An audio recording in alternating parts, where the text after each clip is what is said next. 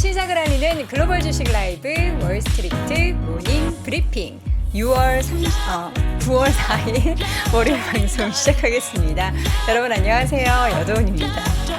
제가 이제 컴퓨터에 이 숫자를 보면서 항상 날짜를 말씀드리는데 지금 6시 30분을 6월 30일로 이야기를 했네요. 아이고, 아침에 오늘 또 일찍 출근해가지고 우리 시청자분하고 이제 실시간 유튜브 채팅창에서 막 소통도 하고 했는데 아직 잠이 덜 깼나 봅니다. 자, 오늘은 6월이 아니고 이미 가을 9월이고요. 월요일입니다. 우리 시청자분들, 아침에 일단 월요일 같은 경우에는 월요병 있어서 사실 좀 이렇게 늦게 일어나게 되잖아요. 근데 역시나 우리 부지런한 시청자분들은 항상 그 고정 멤버분들이 있으세요. 채팅창에 이렇게 좋은 아침 하면서 인사를 해주시는데 대단하다라는 생각이 듭니다. 자, 오늘도 여러분 이번 주 기대가 되시나요? 혹은 걱정이 되시나요? 지난주에 시장이 꽤 괜찮았고요. 그리고 금요일에 국장 같은 경우에는 삼성전자가 6% 넘는 급등세 보이면서 엔비디아와 친하게 지내자 이렇게 요 모드가 됐죠. 참 기분이 좋은 주말을 보낼 수 있을 것 같은데 그러한 흐름이 오늘자 국장에도 또 밤에는 그 노동절이라 휴정이죠. 미국장에는 볼 수 없기 때문에 과연 우리가 한 주를 또 어떻게 보내게 될지 저는 일단 기대를 하면서 출발해 보도록 하겠습니다. 자, 뉴욕 증시 3대 지수 어떻게 마감이 됐는지 지난 주말 사이 있었던 일들 잠시 후에 제가 정리해 드리도록 하겠고요. 오늘 심층 인터뷰는 채슬리 투자자문 최일호 상무와 함께합니다. 8월 시장을 정리해 보고 또 9월 달에는 뭐가 달라질지 또 9월 시장의 움직임을 예측해 볼 수 있는 현재 데이터들 쭉 확인을 해보도록 하겠고요. 월갈 소식은 오늘도 미국 주식에 미치다 이항영 전문위원과 함께하도록 하겠습니다.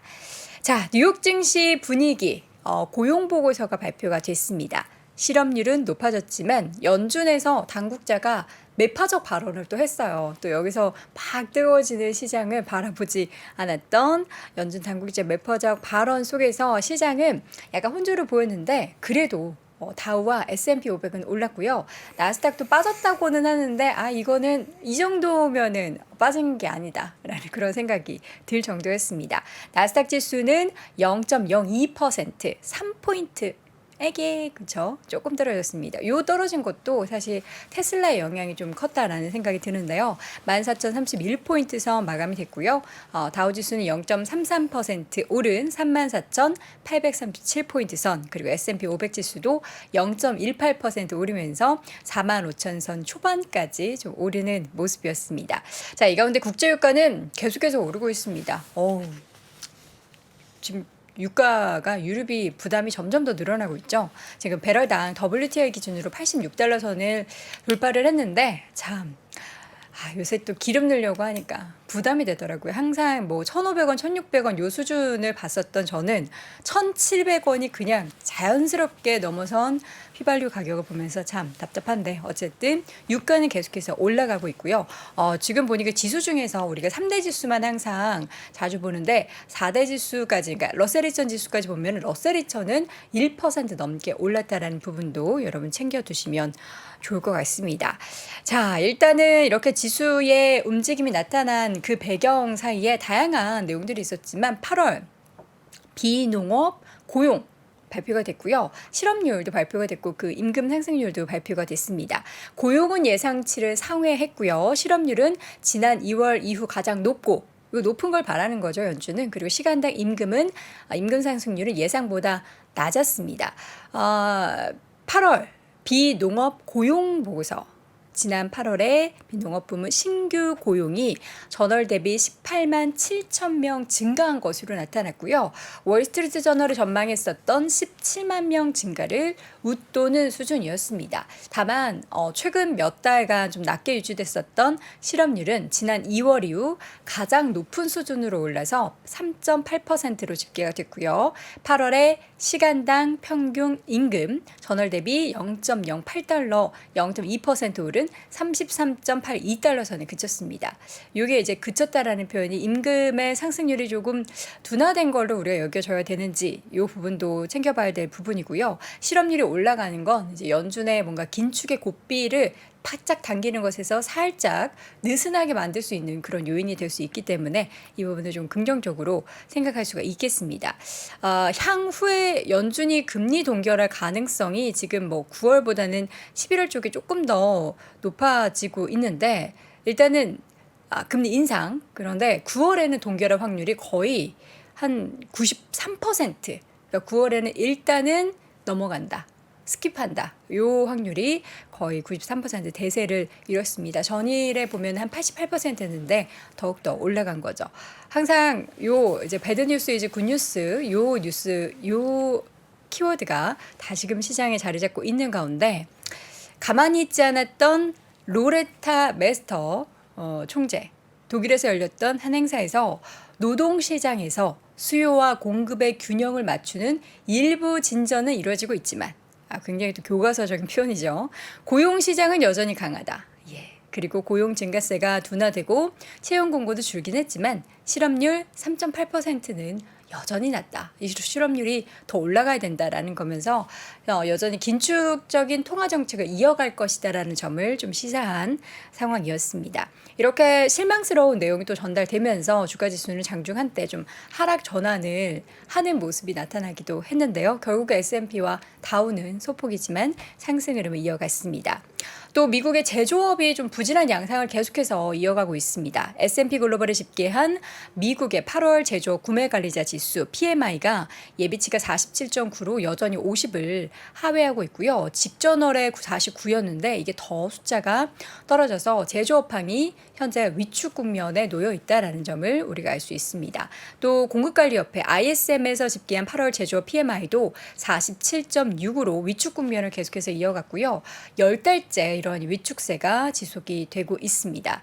다만 여기서 또 조금이나마 긍정의 포인트를 찾을 수 있는 건 ISM 제조업 PMI는 전월치 46.4보다는 아주 조금이지만 올랐고요. 월가 예상치가 46.9였는데 47.6을 기록하면서 조금 상회를 했다는 부분은 긍정적이다. 볼 수 있겠습니다. 자, 종목별 움직임을 맵을 통해서 좀 보도록 하죠. 자, 맵을 보면은 물론 주가 지수 같은 경우에는 소폭 강박권에 놓여 있고 나스닥은 하락했는데 일부 좀 빨간 불이 보이시죠? 먼저 여기 반도체 쪽에 엔비디아가 1.7% 하락한 거, 그리고 브로드컴 같은 경우에는 5%대 하락을 했는데 애플에 공급을 하고 있는 브로드컴이 실적은 부합을 했습니다. 그러나 향후 전망치가 좀 약한 부분이 스마트폰 시장에서 여전히 부진하다라는 점을 시사했고 이러한 영향이 주가를 좀 하락하게 좀 큰 폭의 하락을 야기시킨 원인이 됐고요. 반면 AMD 주가는 3.5% 강세, 그리고 인텔은 4% 넘게 올랐고 마이크론과 퀄컴의 주가도 모두 1% 미만이긴 하지만 상승을 이어갔습니다. 빅테크 종목들 마이크로소프트 0.2% 상승, 애플 0.8%, 반면 구글은 0.4% 소폭 하락했고요. 메타의 주가는 0.17% 하락했습니다. 그리고 이제 아래에 있는 넷플릭스가 1.4%, 디즈니가 2% 하락했는데 이런 컨텐츠 관련한 종목들은 넷플릭스 제외하고는 좋지 않았죠. 최근 이제 제가 디즈니 사실 가입을 안 해가지고 그 드라마 갑자기 또 이름이 기억 안 나나요? 그 조인성 씨와 한효주 씨가 나오는 요새 핫한 드라마 있죠? 막 날아다니는 거. 여러분 도와주세요. 두 글자. 그 뭐죠? 이름이 기억 안 나. 무빙.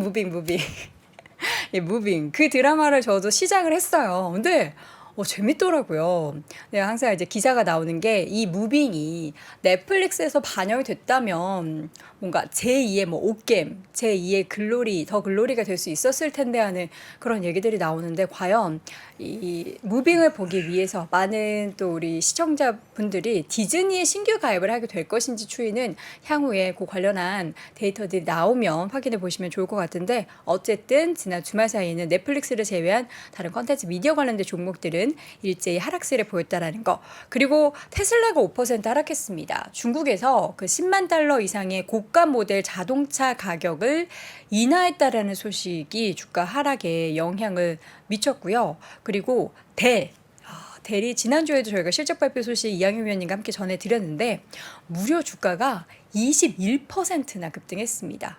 예상치를 웃도는 실적이 주가의 상승의 배경이었고요. 룰루레몬도 주가가 6%대 올랐습니다. 예상치를 상회하는 분기 실적을 내놓은 뒤에 상승폭은 또 장중에 커지는 분위기였습니다. 그리고 파파존스, 저도 여기 파파존스 피자 좋아하는데 요 회사 같은 경우에는 웨드부시에서 투자 의견을 시장 수익률 상회로 상향 조정한 이후에 주가는 올랐고요.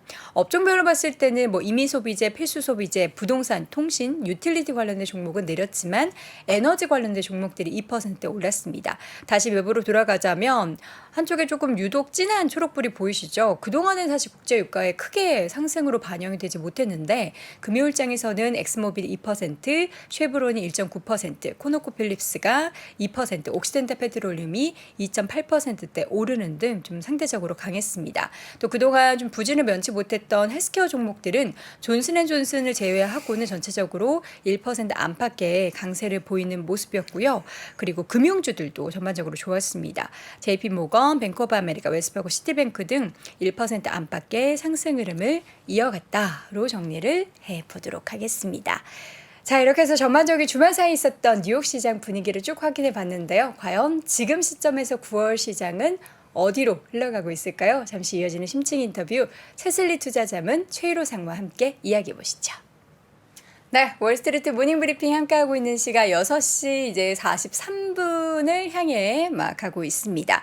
자, 마이크가 켜져 있으니까 우리 패널로 이제 오시는 게스트로 오시는 분의 숨소리가 들린다. 이미 숨소리로 존재감을 발휘하신 채슬리 투자자문 최일호 상무와 함께하도록 하겠습니다. 상무님 어서 오세요. 네, 안녕하세요. 네, 제가 항상 시황할 때마다 고개를 끄덕끄덕 하시면서 아유 약간 그런 분위기야. 어유 여행코가 그것도 이야기하네. 약간 이런 느낌. 아주 좋은 정보 알려주셔서 경청하고 네, 있었습니다. 고기를 끄덕끄덕 하셔가지고 예. 저는 항상 우리 최 상무님 나오실 때마다 시청자 우리 분을 이렇게 스튜디오로 모시고 방송을 하고 있는 그런 기분이 듭니다. 공감해 주셔서 감사드리고요. 예. 자, 오늘 최 상무님 어떤 내용으로 이야기해 주실지 봤더니 먼저 지난 8월에 있었던 변동성에 대한 포인트를 좀 짚어주신다고. 예, 지난 8월 초에 제가 나왔을 때 네. 금리가 조금 높은 수준을 유지하고 있기 때문에 지수는 좀 쉬어갈 것 같다. 그래서 눈높이는 좀 낮춰야 될 것 같다라고 말씀을 드렸는데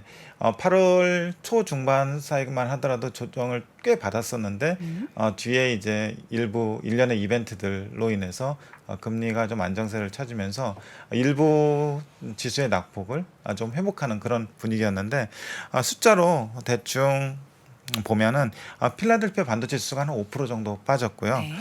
러셀 2000은 5.2% 정도 빠져서 많이 오른 반도체 지수가 좀 낙폭이 컸고요. 중소형주 위주의 러셀 2000이 5% 정도로 낙폭이 좀 컸습니다. 그 외에 나스닥 100이나 S&P 500이나 다우 이런 주요 지수들은 2% 내외의 조정으로 그냥 그쳐가지고 그냥 쉬어가는 분위기, 약간의 조정 분위기라고 보시면은 8월을 이해가 좋을 것 같고요. 그 이외에 스타일별이나 사이즈별로도 제가 정리를 해왔는데 네, 네. 지금 과연 그렇다면은 지수는 이렇게 됐는데 과연 어떤 규모의 시총 규모의 어떤 스타일의 종목들이 계속 강세를 보이고 모멘텀을 보이고 있는지에 대해서도 알면은 좀 좋을 것 같아서요. 네. 8월에 특별히 보면은 사이즈 볼륨별로 보면은 대형하고 소형으로 나눌 수 있고요. 스타일로 보면은 성장하고 가치로 이렇게 나눌 수 있는데 MSCI 기준으로 보면은 대형 성장, 소형 성장, 대형 가치, 소형 가치 이렇게 나눠져 있어요. 근데 대형 성장이 8월에 마이너스 0.8%로 가장 양호했고요. 그리고 소형 성장이 마이너스 3.9%, 그리고 대형 가치가 마이너스 2.6%, 소형 가치가 마이너스 4.6%로 가장 부진해서 역시 그 올해는 대형 성장 위주의 영역에 있는 종목들이 계속해서 강세를 이어가고 8월 조정상 사이에서도 상당히 선방했다라고 보시면 될 것 같고요. 네. 그 대척점에 있는 소형 가치 영역에 있는 주식들은 올해 4.4% 정도의 좀 소외된 수익률을 나타내고 있고 8월에도 4.6% 정도 좀 낙폭이 상대적으로 깊었습니다. 전체적으로 시장을 좀 정리를 해봤습니다. 근데 앞으로도 과연 그런 대형 성장주들의 랠리가 지속될 것이냐라는 질문에는 거의 대부분의 출연하신 분들이 그렇다라고 예. 대답을 해주셨는데, 그럼 지금 시점에서 그 대표적인 지수 가운데 S&P 500의 예. EPS 같은 경우에는 향후 전망이 어떻게 좀 긍정적입니까? 예, 그 실적 발표가 7월에 거의 마무리되고 네. 8월에 엔비디아하고 아마존 요 빅테크 중에 두 종목들이 실적 발표가 마무리된 상황에서 지금 EPS 수준으로 보면은 235.6을 가리키고 있거든요. 이 235.6이 어떤 의미냐면 8월을 한 달 동안에 2.1% 정도가 EPS가 상향 조정된 수치라고 보시면 될 것 같고요. 네. 그리고 9월 1일 현재 S&P 500이 4,515포인트를 가리키고 있는데 감안해서 보면은 지금 19.2배에 거래가 되고 있다고 보시면 될 것 같습니다. 네. 그래서 8월에 그 대체적으로 그 이익 자체는 대부분 이제 상승을 했는데 주가는 좀 조정을 받았는데 그 조정의 이유는 금리 상승이다. 높아진 금리 레벨이다. 네. 이렇게 이해하시면 될 것 같아요. 네. 자, 그럼 이익 추세 상향 속에서 과연 어떤 섹터가 가장 두드러졌는지를 볼 텐데, 부드러질 것인지도 볼 텐데, 우리가 예상하는 예. 뭐 그 커뮤니케이션이나 IT 그쪽이 좀 집중돼 있나요? 예상하셨듯이 8월에도 한 달 만으로 볼 때 자유소비재, IT, 커뮤니케이션 이런 빅테크 위주의 섹터들이 이익 추정치 상향 조정이 대부분 이루어졌고요. 그 수치를 보면은 자유소비재가 4.5%, 그리고 IT가 3.8%, 그리고 커뮤니케이션 2.7%. 요즘 아까 말씀하셨듯이 WTI 가격이 계속 상승하고 있잖아요. 네. 거기에 이제 모멘텀을 받아서 에너지 섹터가 한 3.0% 정도 8월에 이익 추정치가 상향 조정이 됐습니다. 근데 주가 수준으로 보면은 에너지만 1.3% 정도 8월에 올랐고요. 나머지는 다 모든 섹터가 조정을 받았는데 많이 소외가 됐던 주가임에도 불구하고 섹터임에도 불구하고 8월에 더 상대적으로 많이 빠진 섹터들이 필수비재, 유틸리티 이런 섹터들이거든요. 그래서 여전히 그 소외받고 있는 섹터들은 이익 추정치 자체도 좀 낮게 상향 조정되고 있고, 그리고 주가 자체도 조금 계속적으로 소외되고 있다. 이렇게 보시면 될 것 같아요. 네. 자, 그러면 빅세븐 종목들은 또 따로 떼서 어떤지를 좀 봐야겠는데, 예. 빅세븐 종목 안에서도 약간 좀 희비가 교차가 됐었죠? 예, 이렇게 한 달만 보면은 네 종목 빠지고 세 종목 오르고 이랬는데 그렇게 뭐 의미 있는 조정이나 의미 있는 상승은 아니었는데 이익 차원에서 보면은 모멘텀이 크게 나타난 종목들이 좀 보여서 가져왔습니다. 그러네요. 예, 주가만 보면은 애플이나 마이크로소프트나 테슬라, 메타 이런 종목들이 대체로 2에서 한 7% 정도 8월에 하락을 했고요.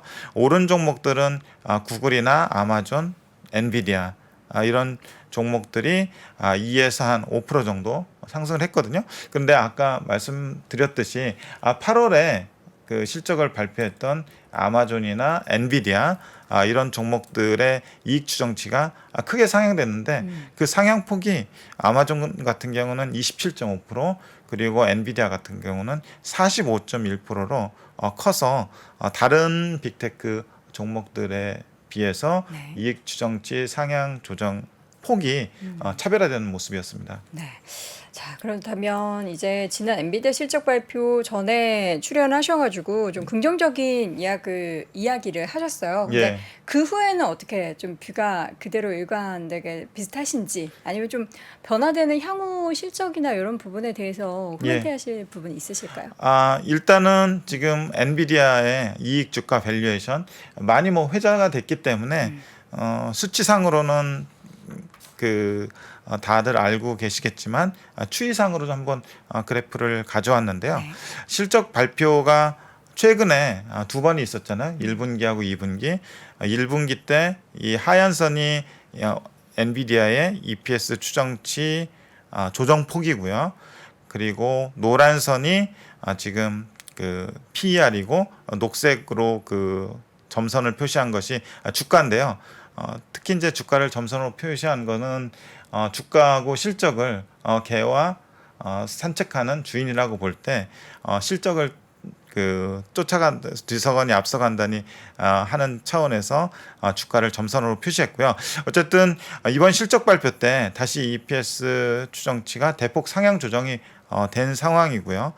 그 상황 하에서 지금 1년 후에 forward PER을 보면은 그 실적 발표 이전에 10.43불 정도였는데 지금 13.82불을 기록을 하고 있습니다. 계속해서 조금씩 더 실적 추정치가 상향 조정되고 있는 상황이고요. forward PER은 실적 발표 이전에 43.7배로 다소 좀 높아 보였는데 이익 추정치가 상향 조정되면서 35배 정도로 좀 낮아졌습니다. 내년 EPS 증가율을 굳이 보자면 블룸버그 기준으로 55% 정도의 EPS 증가가 있을 것으로 예상이 되고 있어서 이를 감안시해 지금 35배 정도의 멀티플은 충분히 정당화할 수 있는 그 이익 상향 추정을 이익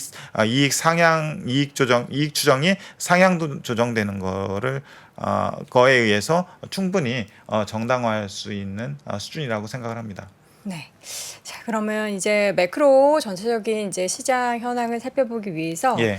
금리가 예. 10년물 기준으로 해서 봤을 때 계속해서 좀 올라가는 부담스러운 상황들이 연출됐는데 그리고 나서 조금 이제 진정 국면에 놓인 것 같기는 해요. 예. 어떻게 좀 평가를 하십니까? 이 추이를 보면은 지난번에 이제 4.35%까지 올라갔다가 최근에 한 4.18%로 좀 진정 국면에 접어들긴 했는데 제가 볼 때는 금리를 구성하는 금리에 영향을 주는 요인들로 볼 때 당분간은 이 수준에서 등락하지 않을까 싶습니다. 그래서 당분간은 좀 4% 내외에서 등락을 하면서 높은 수준의 금리 레벨로 박스권 상태를 유지하지 않을까 싶습니다. 만기별로 보면은 최근 1개월 변화 보면은 1개월, 3개월, 6개월, 1년 보면은 큰 변화가 없었습니다. 그런데 10년, 20년, 30년 이렇게 봤을 때 10bp 정도 레벨업 정도 된 상황이고요. 보시다시피 단기 금리가 장기 금리보다 높은 상태라서 여전히 장단기 역전된 상황이고요. 단기 금리 5.4% 내외에서 여전히 MF나 이런 단기 상품으로 돈이 몰리고 있는 상황이라서 수급적으로 약간 좀 주식 선호는 조금 약간 떨어지면서 주식 내에서 좀 차별화 상황은 계속 이어질 걸로 보여지고 있습니다. 네.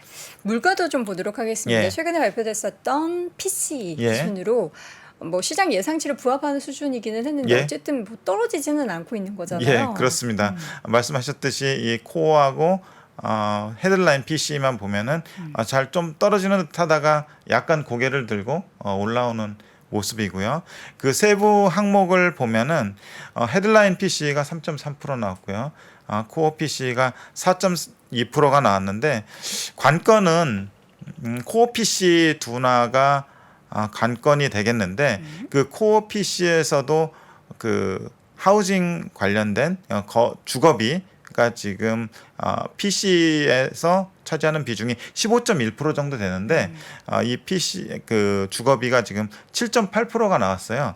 내려오긴 했는데 내려오는 속도가 좀 그렇게 빠르진 않은 편인데 이 부분이 전체 그 3.3% PC 중에서 기여한 부분이 1.2% 정도예요.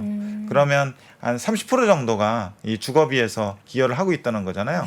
네. 근데 주거비는 계속적으로 뭐 파월도 그렇고 시장 참여자들도 그렇고 계속 내려올 걸로 예상을 하고 있는 상황에서 뭐 시간이 지나면 해결될 것이다라고 생각을 하고 있는데 이 주거비 이외에 서비스 물가에서 운송이라든지 그리고 푸드 서비스하고 숙박이라든지 그리고 그 금융 서비스라든지 이런 부분들이 아직 6% 이상대를 기록을 하고 있어서 서비스 물가에 좀 부담이 되는 걸로 보여지고 있습니다. 네. 자, 자, 그러면 슈퍼코어 인플레이션 주거 관련한 내용을 좀 같이 데이터를 볼 텐데 그쪽은 좀 괜찮아지고 있을까요? 예, 그쪽이 조금 그 부담스러운 그쵸. 수준으로 좀 올라와 있는데 아까 주거비 물가는 계속적으로 좀 완화되고 있다고 말씀드렸잖아요. 슈퍼코어 인플레이션 말씀하신 대로 이제 주거비 제외 핵심 서비스 물가인데 계속 떨어지다가 이번에 좀 살짝 또 반등을 하는 그런 모습입니다. 이런 부분들이 계속 페드에서 관찰을 하고 있기 때문에 계속 그 좀 체크가 좀 필요할 것 같고요. 임금이라든지 고용 시장이 좀 둔화되는 모습을 보이고 있잖아요. 이 부분이 서비스 물가를 그렇게 압도적으로 높게 할 만한 가능성은 지금으로서는 좀 없어 보입니다. 그리고 어쨌든 뭐 계속 체크하고 모니터링할 필요는 있어 보일 것 같아요. 네. 자, 여러 가지 요인들 지금 확인해 보고 있습니다. 그 다음으로 체크를 해볼 거는 고용입니다. 예. 고용 데이터가 요즘에 많이 좀 씻고 있어요. 예, 그렇습니다. 고용 데이터 지난주부터 많이 좋은 데이터들이 나오고 있는데 네. 지금 고용 쪽에서 이제 수급 불균형이 계속 나타나고 있었잖아요. 수급. 예, 그 수급 불균형이라는 것이 구직 대비 구인 비율. 그렇죠. 그래서 일자리는 많은데 일하려는 사람이 좀 적어서 구직 대비 구인 비율이 한때 2까지 갔었는데 지금 그 수치가 1.5까지 떨어졌습니다. 그래서 뭐 미세한 수치긴 하지만 전월이 1.54였고요. 이번에 발표한 7월 구직 대비 구인 비율이 1.51로 좀 낮아져서 이 부분이 그 노동시장의 수급 불균형을 좀 해소하는 그런 상황이지 않나 싶고요. 또 지난 금요일 날 발표된 노동 참여율 보면은 노동 참여율이 전월에 62.6이었다가 지금 62.8%로 늘어났습니다. 이 얘기는 기존에 고용 시장에 적극적으로 참여하지 않았던 사람들이 다시 고용 시장으로 들어온다는 그런 의미이기 때문에 이걸로 봤을 때는 그 고용 시장의 그 타이트함이 좀 시간이 갈수록 더 완화되면서 물가 압력을 줄여주지 않을까 싶습니다. 네. 자, 이제는 지난주 발표했었던 여러 가지 제조업 경기에 대한 부분들도 체크를 해봐야 될 텐데 제조업 관련해서는 여전히 좀 계속해서 부진한 것 같아요. 예, 여행크님도 말씀하셨듯이 S&P 글로벌에서 발표하는 제조업 PMI가 있고요. ISM 협회에서 발표하는 제조업 PMI가 있는데 두 지수가 같은 것 같으면서도 좀 다르거든요.